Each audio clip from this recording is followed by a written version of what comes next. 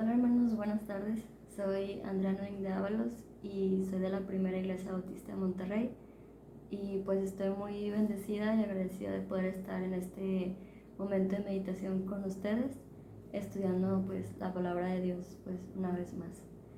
Y en esta semana pues estuvimos viendo pues muchas cosas muy interesantes, sobre todo cómo el actuar de Dios en nuestras vidas va tomando forma para que hagamos su voluntad de cierta manera y para que podamos cumplir pues un propósito que Él nos ha dado desde el momento de la creación, ¿no? Como hemos visto que todo lo que Dios hace tiene un fin, tiene un plan y un propósito, y cómo Él nos va a ir preparando poco a poco para pues ir cumpliendo ese plan que Él tiene. Y pues muchas veces nos vamos a preguntar que tenemos este propósito que Dios nos da, este plan que hay que hacer para poder hacer su voluntad, y siempre vamos al punto de pues cómo lo vamos a hacer, ¿no? ¿Qué voy a hacer? ¿Cómo lo voy a hacer? ¿Dónde me preparo? ¿Qué hago? ¿No? Y a veces es la parte más difícil, ya después de todo lo que hemos visto en esta semana y pues en el último mes. Y antes de poder llegar a eso, quisiera hacerles una pregunta muy interesante que me gustaría que meditaran para poder pues entender mejor el mensaje que vamos a ver en este día. Y esta pregunta es si alguna vez a ustedes les han dado alguna, algún trabajo, alguna cosa por hacer que ustedes consideraron que no se encontraban capacitados o preparados o que no tenían lo necesario para poderlo hacer.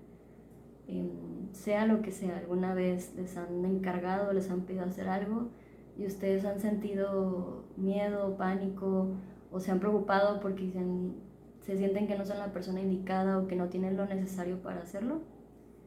Y mientras piensan en esa pregunta, pues vamos a ver qué es lo que dice la Biblia al respecto.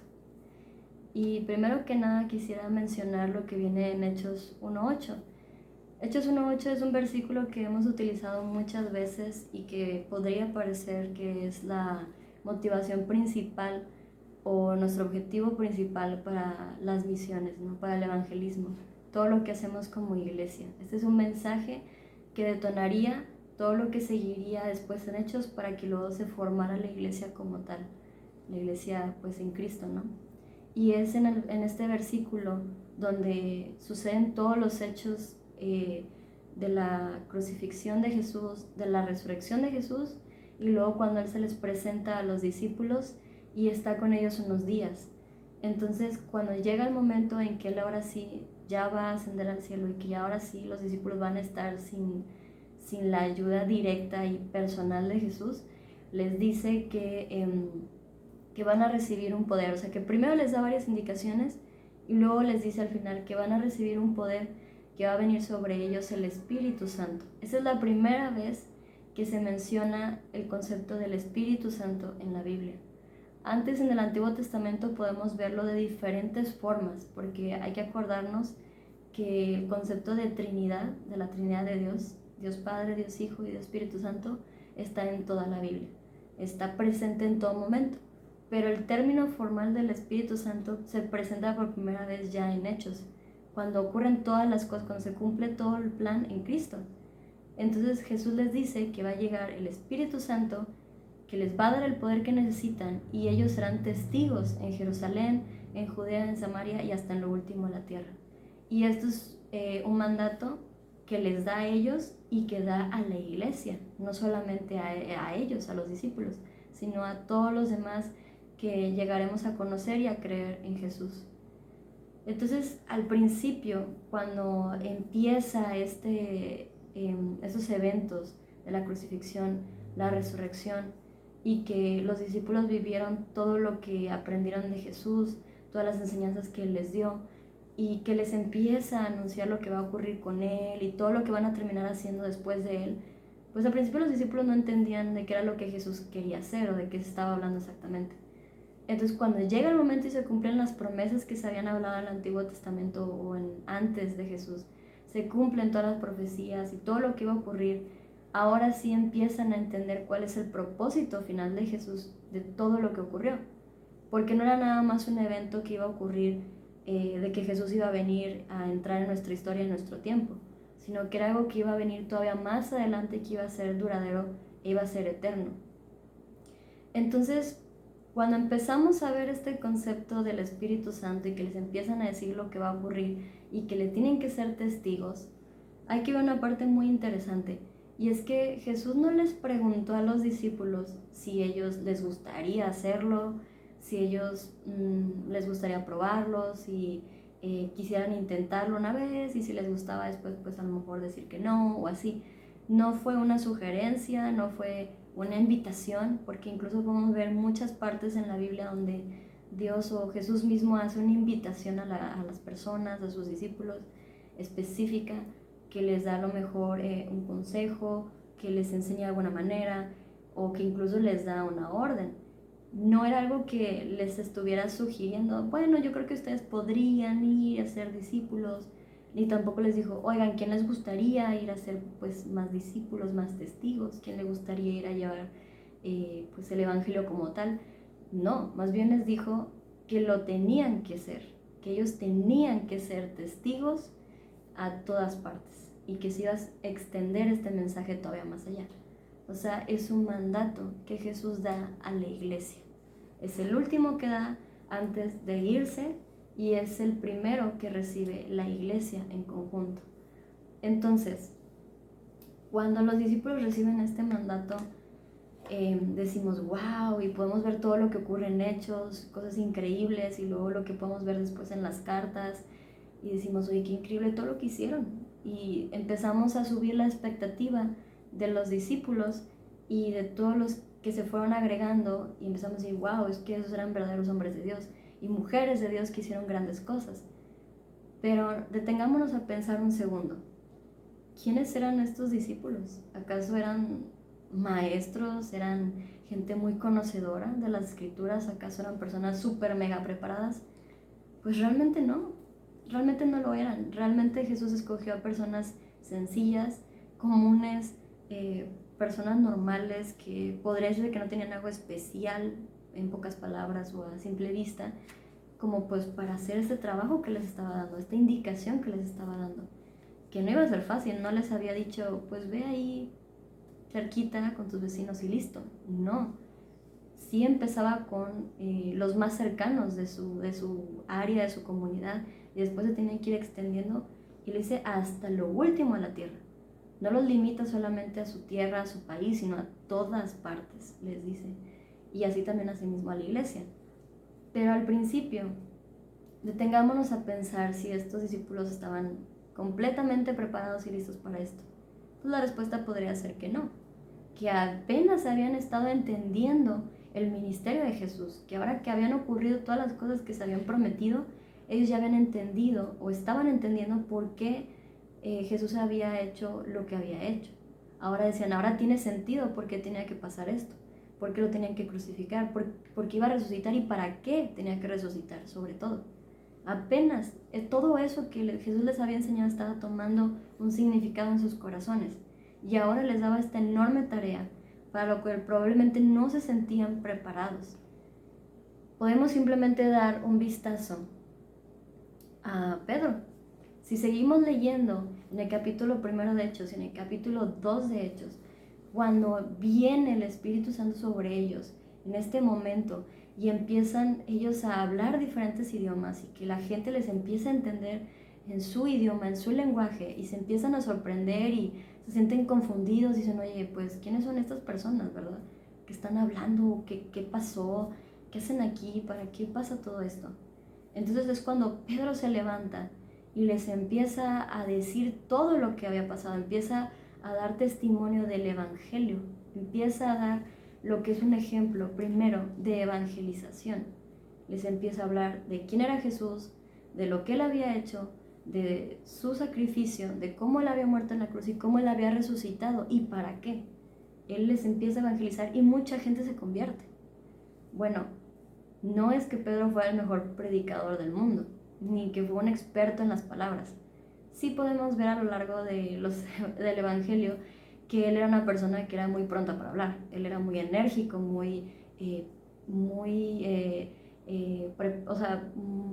muy aventado para hablar. Pero no significaba que él fuera el más preparado. De hecho, muchos estudios dan a entender que Pedro era una persona analfabeta, que él no sabía leer y escribir al principio, y que después tuvo que aprenderlo para poder escribir unas cartas que en su idioma original están escritas con muchos problemas de ortografía, porque precisamente no era un experto en literatura, no era un experto en redacción y no era muy conocedor de, pues, de la escritura de textos, ¿no? Aún así parece una simple carta.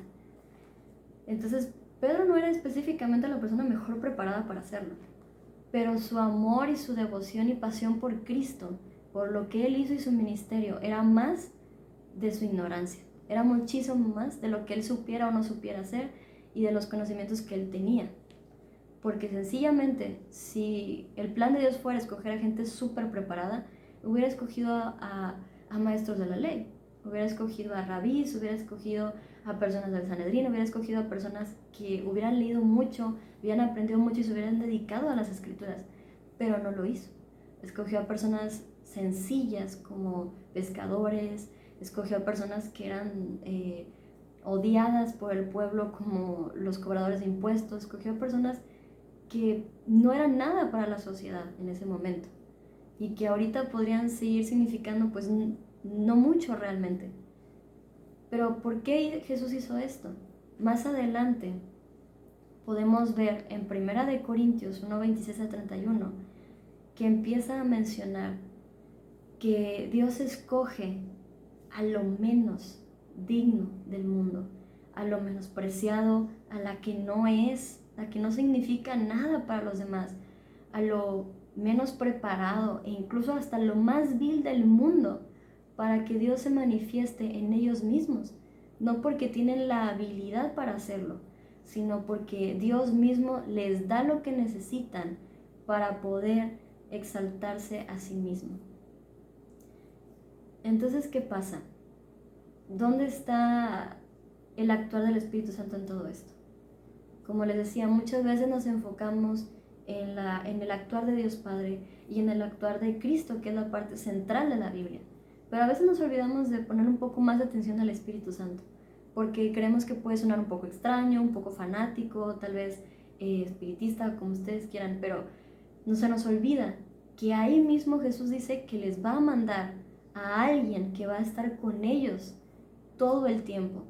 Y ahí podemos ver de nuevo la Trinidad de Dios, porque así mismo Jesús dice que Él va a estar con ellos a través del actuar del Espíritu Santo. Recuerden que es una sola persona, que Dios es uno solo. Entonces, ¿cómo podemos poner en práctica todo esto?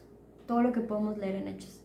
¿Acaso lo que viene en Hechos 1 y 2 es solo para los discípulos? No, es para todos los que hemos creído en Cristo. Es un mensaje para la iglesia en específico. Aquí es donde podemos ver el nacimiento de la iglesia como tal. Entonces, ¿cómo podemos entender el actuar del Espíritu Santo? ¿Qué es? ¿Cómo funciona? ¿De qué manera podemos verlo en nuestras vidas? ¿Se acuerdan que les había puesto una pregunta para meditar? Que era que si alguna vez ustedes les habían dado una responsabilidad, un trabajo, alguna cosa que hacer que ustedes se sintieran pues nada preparados o listos o que tuvieran los dones o el talento para hacerlo. Eso es exactamente lo que habla Hechos. Y es muy impresionante e impactante ver cómo funciona. Otra vez les comento que en 1 Corintios Dios menciona o Dios nos dice que Él escoge lo menos, lo que para el mundo es lo menos importante, lo menos preparado, lo menos listo para hacer su voluntad. No porque el día de mañana lo van a tener, o porque lo van a hacer, o porque se van a convertir de la noche a la mañana, sino porque Dios mismo da lo que necesitamos para cumplir su voluntad. Como esta semana vimos que David no era realmente la gran cosa, cuando Samuel va a escoger al futuro rey de Israel y se fija en sus hermanos porque eran a lo mejor muy fuertes o altos o preparados o muy inteligentes, y Dios dice que Él veía el corazón y escoge a David, un simple pastor de ovejas que andaba por el campo, pero que tenía un corazón conforme a Dios, y que eso era lo más valioso que él tenía más que los conocimientos, la preparación, la inteligencia o las habilidades. Entonces, si seguimos leyendo en Hechos y podemos ver todo lo que ocurre con los primeros cristianos, con la formación de la iglesia, vemos que el Espíritu Santo después les da esta unidad entre ellos para hacer las cosas. Y ya después ocurre todo lo que continúa en las cartas y lo que hasta ahorita, hoy en día, sigue ocurriendo todo eso, lo que ocurrió en Hechos, de cómo podemos tener una Biblia en nuestras manos, que nosotros podemos tener la libertad de leer y de practicar nuestra fe sin problemas. A lo mejor en algunas partes del país es diferente, pero al menos usted y yo podemos ver este mensaje sin temor y sin angustia de que el día de mañana puede después quitarnos nuestra libertad. Ahora, ¿cuál es la parte práctica de todo esto? Ya vimos que Jesús manda al Espíritu Santo, les dice que va a venir el Espíritu Santo, ocurre así, vemos lo que Pedro predica y mucha gente se convierte. Y ya hemos visto que en la Biblia Dios menciona que utiliza lo menos para exaltarse a sí mismo y hacer cumplir su voluntad. Entonces, ¿qué pasa? ¿Cuál es la parte práctica en esto? Dios nos llama a todos a cumplir su voluntad. Todos somos llamados a algo. Y muchas veces lo podemos encontrar en la Biblia, que así lo menciona.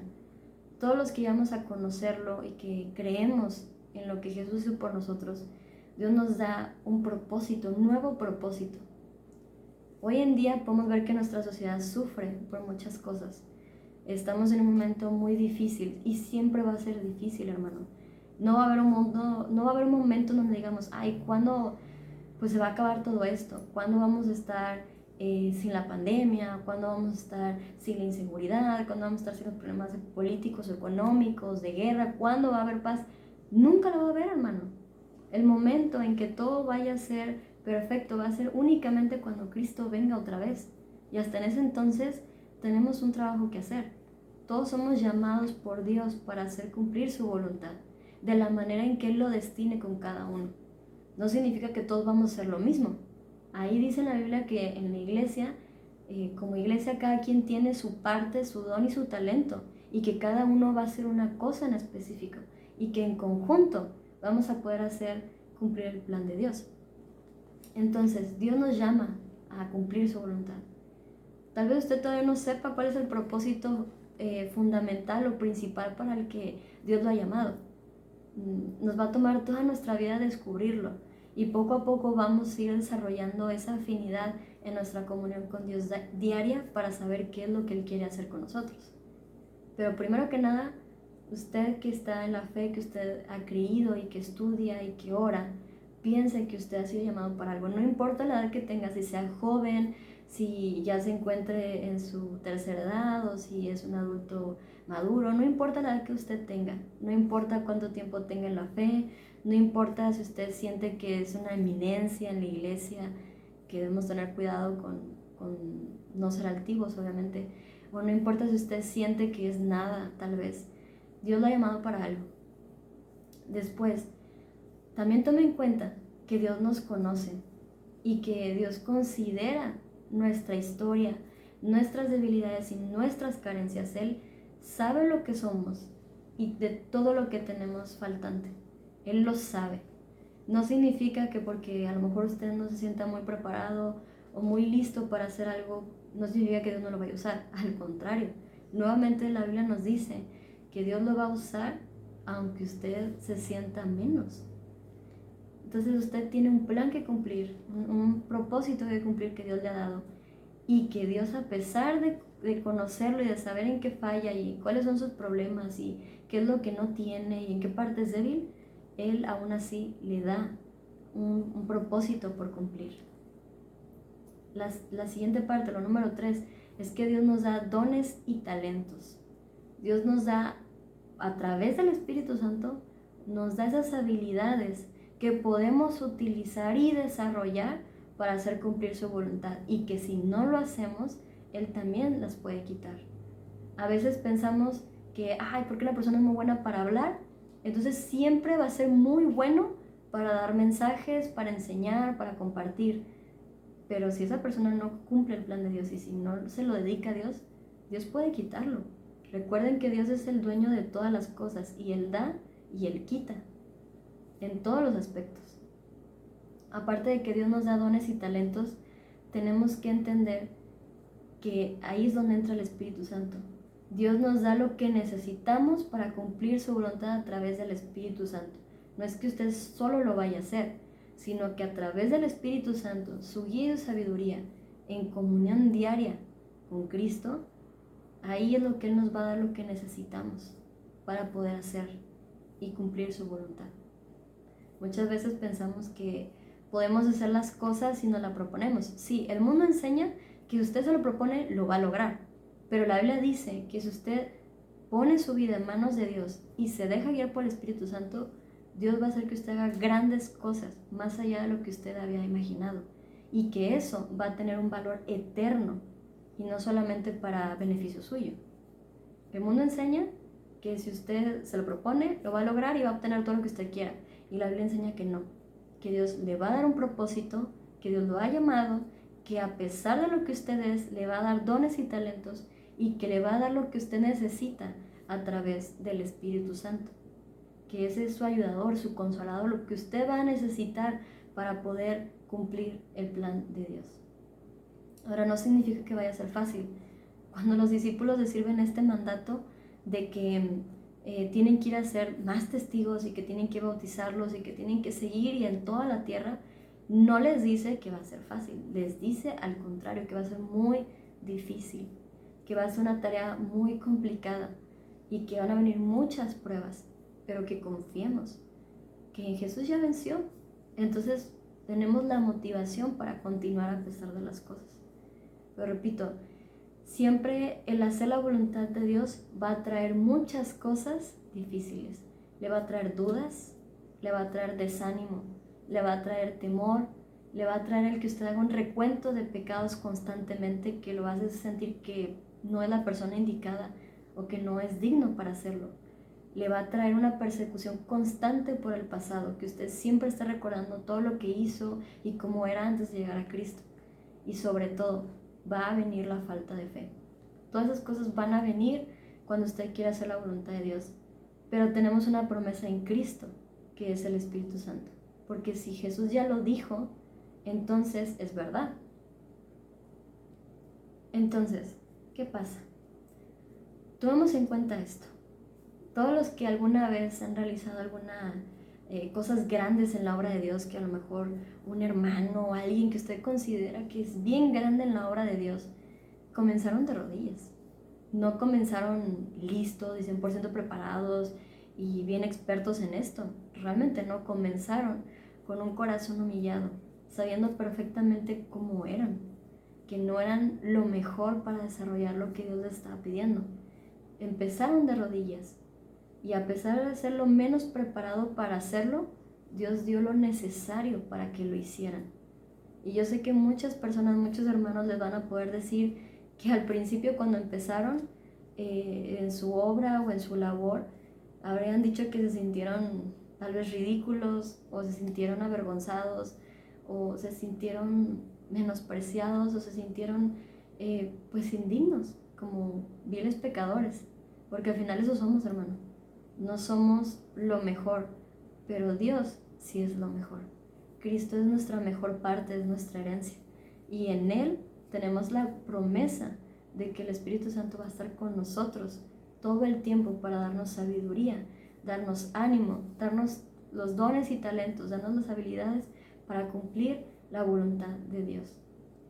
Y así en toda la Biblia, cada vez que usted lea y vea un ejemplo de un personaje que hizo grandes cosas, ponga atención en cómo era ese personaje al principio, cuando Dios lo llama, y ponga atención todo lo que pasa a ese personaje, si fue difícil, si se sintió desanimado, si tal vez tuvo problemas. Y al final, mire cómo Dios trabajó en su vida para cumplir su voluntad. Porque no es que la Biblia esté llena de un montón de historias al azar, está llena de historias del amor de Dios y de personajes que no eran la gran cosa y que cumplieron con la voluntad de Dios solo por su actuar. Y que al final cuentan un solo propósito, que es Cristo.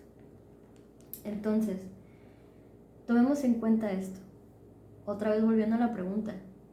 Si alguna vez ustedes han sentido que no puede hacer algo, si no puede lograr algo, que usted no es la gran cosa para hacer cumplir el plan de Dios, para trabajar en la obra de Dios, piense que ni las dudas, ni el desánimo, ni el temor, ni su pasado, ni el pecado que usted haya hecho, ni las veces que se ha equivocado, ni siquiera si usted se siente falto de fe, va a ser suficiente para detener la voluntad de Dios, para detener su plan eterno, sino que al contrario, nosotros tenemos la ayuda y la promesa del Espíritu Santo que tuvimos en Cristo para poder seguir adelante. Puedo yo decir que al menos esto lo he vivido muy constantemente, mi esposito y yo lo hemos vivido mucho en estos momentos, porque cuando más Dios nos llama y Dios más nos pone ese amor para trabajar, más difícil van a ser las cosas. Pero la Biblia dice que confiemos, porque Cristo ha vencido al mundo y que el Espíritu Santo está con nosotros para poder lograr las cosas que Dios nos ha pedido hacer. Entonces confiemos en esto, hermanos, que no estamos solos y que tenemos lo que necesitamos para poder cumplir el plan de Dios, que es Cristo.